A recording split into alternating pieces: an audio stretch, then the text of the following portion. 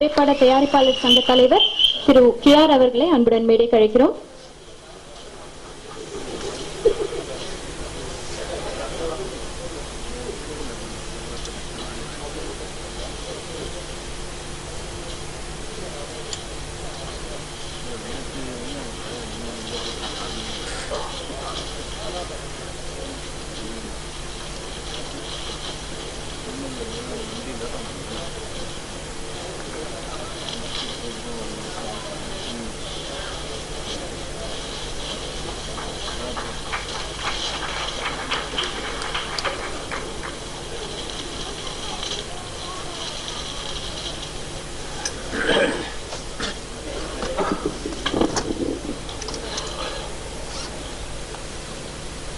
அனைவருக்கும் பணிவான வணக்கத்தை தெரிவித்துக் கொள்கிறேன். இந்த நிகழ்ச்சிக்கு பெருந்தன்மையோடு வருகை தந்திருக்கும் நடிகர் சூர்யா அவர்களையும் நடிகர் விஷால் அவர்களையும் பாராட்ட கடமைப்பட்டிருக்கேன். காரணம், ஒரு இயக்குனருக்காகவோ இல்லை தயாரிப்பாளருக்காகவோ அவங்க வரவில்லை. இந்த சினிமா வாழணும், வெற்றி பெறணும் என்ற ஒரே ஒரு நல்லெண்ணத்தோடு இந்த நிகழ்ச்சியில கலந்து கொண்டிருக்காங்க. ஏன்னா இந்த படத்திற்கும் பெரிய இன்வால்மெண்ட் அவங்களுக்கு இல்லை. ஆனா இருந்தாலும் இப்படி ஒரு பிரபலமான நடிகர்கள், இப்படி ஒரு தயாரிப்பாளர், நான் சொல்வது ஒரு கார்பரேட் கம்பெனிக்கு போய் அவங்க கேசட் வெளியிடுவது பெருமை கிடையாது.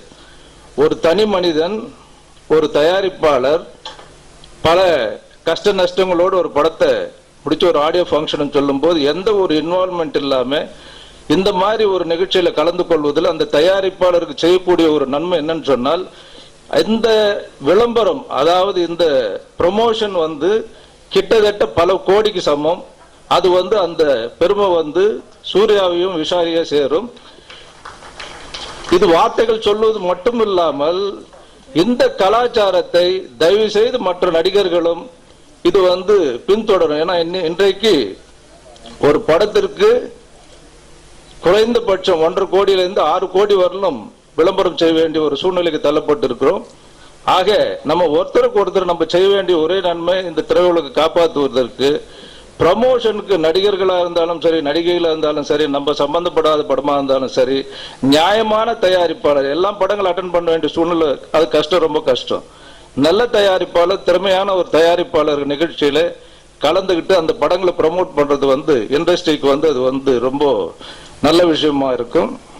அது இன்றைக்கு தேவைப்படுகிற ஒரு விஷயம்.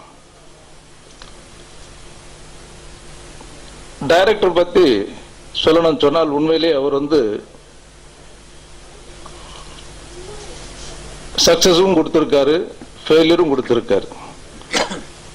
ஆனா அதே நேரத்தில் ஃபெயிலியர் கொடுத்தாலும் சரி, சக்சஸ் கொடுத்தாலும் சரி, அவருடைய பிடிவாதம், அதாவது ஒரு மனிதன் இந்த டிசைன் இப்படிதான் பண்ணணும், இந்த ப்ரமோஷன் இப்படிதான் பண்ணணும், அப்படி மாறாமல் பேலன்ஸ்டா இருக்காரு.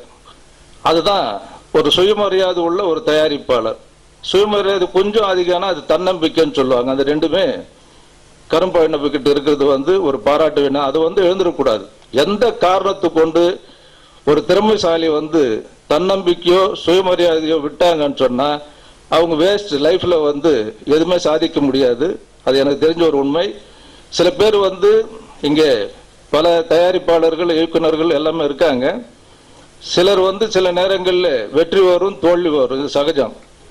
ஆனா சில நேரங்கள்ல நேரத்தை சொல்லுவாங்க, இது எனக்கு நல்ல நேரம் சார், இப்ப கஷ்டமான நேரம். அது இல்லை, கஷ்டமான நேரம் தான் உண்மையிலேயே நல்ல நேரம். காரணம், அப்பதான் நம்மளுடைய உண்மையான நண்பர்கள் யாரு, நம்ம தொழில யாரை சந்திக்கிறோம், தாய் எப்படி இருப்பாங்க, மனைவி எப்படி இருப்பாங்க, அக்கா தங்கச்சி எப்படி இருப்பாங்கன்னு புரிந்துக்கூடிய ஒரு நேரம் கஷ்டமான நேரத்தினால்தான் நம்ம புரிஞ்சுக்கலாம். ஆக நம்ம திரைத்துறையில கஷ்ட நாட்கள் நல்ல நாட்களாகவும், நல்ல நாட்கள் தெரிஞ்சுக்க வேண்டிய நாட்களாகவும் நம்ம எடுத்துக்கொள்ளணும். அப்பதான் வாழ்க்கையில முன்னேற முடியும். இந்த படத்துல கரும்பயணப்பன் அழகா சொல்லியிருக்கார். அதாவது ஹேமந்த் மூவிஸ் தான் வருது ஜன்னல் ஓரத்துக்கு முன்னாடி. ஆனா அங்கே தயாரிப்பாளர் முருகனை சொல்லணும், அங்க பழனி ஆண்டவருடைய அருளும் வேணும், நம்ம முருகனுடைய பொருளும் வேணும். ஸோ அருள் இல்லைன்னாலும் கஷ்டம், பொருள் இல்லைன்னாலும் கஷ்டன்றத அந்த ஒரு ஷாட்லயே ரெண்டுத்தையும் இணைத்து அவருடைய புத்திசாலித்தனத்தை காட்டி ஜன்னல் ஓர் என்ற படம் ஒரு மாபெரும் வெற்றி பெறும். காரணம் இது மலையாளத்தில் ஆர்டினரி அந்த தலைப்பில் கிட்டத்தட்ட 4 கோடியில் தயாரிக்கப்பட்ட படம் 14 கோடி வசூல் பண்ணியிருக்கு. ஸோ அதை பார்க்கும்போது நிச்சயமா நம்ம தமிழ்நாட்டினுடைய மார்க்கெட்டிங் ஸ்ட்ராட்டஜி பார்த்தா நிச்சயமா திரையரங்கில் மட்டும் ஒரு 20 கோடிக்கு மேல வசூல் பண்ணக்கூடிய ஒரு படமாக அமைந்துள்ளது. ஏன்னா பாடல்கள் வித்யாசாகர் எனக்கு பழைய நண்பர், அவருக்கு தெரியும். இப்போ எல்லா பாடல்களும் இங்க போட்டார் இந்த மெலடியில கிங் அவரு. எங்களுக்கு ஃபர்ஸ்ட் சின்ன பூவை மேல பேச படத்துக்கு அவர் தான் கண்டக்டர். ஒரே படத்துல 10 பாட்டும் சூப்பர் ஹிட். அப்படி அங்க பல அந்த ஹீரோவும் அறிமுகமானார், அங்க மியூசிக் டைரக்டர் அறிமுகமா, அப்படி திறமைசாலி.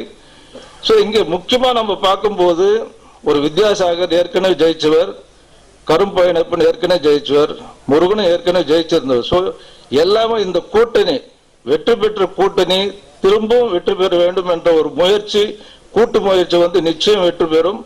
இந்த படம் மாபெரும் வெற்றி பெற எல்லாம் வல்ல இறைவனை வேண்டி